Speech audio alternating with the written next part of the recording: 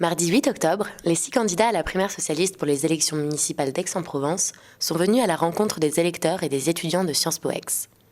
Interrogés sur leurs programmes respectifs, Jacky Lecuivre, Édouard Baldo, Cyril Diméo, André Guinde, Gaël L'Enfant et Jacques Hagopian ont renvoyé l'image d'un front uni pour mettre fin à l'ère Joissaint qui dure depuis 2001.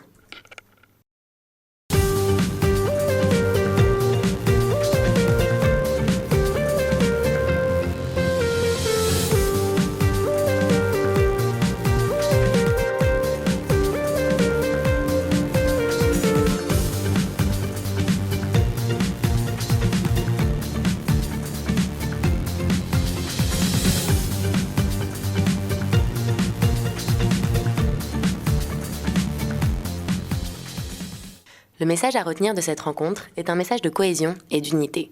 Loin de la guerre des clans qui défraie la chronique à Marseille, les 6 prétendants à la mairie aixoise se sont avant tout attachés à mobiliser l'électorat socialiste afin que celui ou celle qui affrontera Maryse Joissaint au mois de mars prochain bénéficie d'une véritable assise démocratique.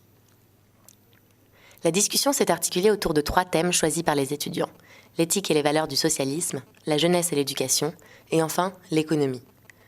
À l'aune de la montée du Front National et de son succès à Brignoles, les candidats, qui ne se disent pas adversaires mais concurrents, ont souligné l'impératif d'une union afin d'éviter la vague bleu marine.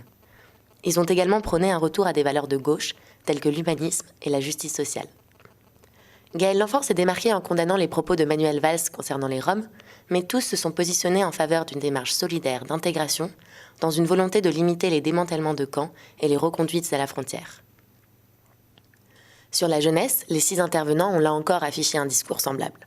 Cyril Diméo, lui, a dénoncé avec véhémence la politique de déplacement des populations organisée par la mairie UMP depuis des années et qui a rendu le mode de vie aixois inaccessible aux jeunes et aux classes populaires. Les candidats ont unanimement dénoncé une politique culturelle trop élitiste et des prix immobiliers exorbitants. C'est encore une fois Maryse Joissaint qui était dans le viseur des 6 socialistes lorsqu'il a été question d'éducation. L'actuelle maire d'Aix a, entre autres, été accusée par André Guinde d'avoir laissé filer le siège de l'université Aix-Marseille. C'est donc le désir de faire d'Aix une ville universitaire rayonnante et attractive qui a primé, en accord avec les attentes de l'auditoire. C'est finalement sur le terrain de l'économie et surtout au sujet de la métropole que le ton est un peu monté. Tandis que Jacques Hagopian a tenu à défendre le projet en évoquant la nécessité de se montrer solidaire, Cyril Diméo a incarné le point de vue opposé en annonçant qu'Aix se verrait vite dépouillée, selon ses propres mots, du fait de l'ampleur de la dette marseillaise. Par la suite, la situation des petites et moyennes entreprises a été brièvement abordée par Édouard Baldo. L'ancien de Sciences Po s'est illustré en proposant des programmes d'aide à la création des PME, qu'il a d'ailleurs qualifié de facteurs d'innovation indispensables pour la ville.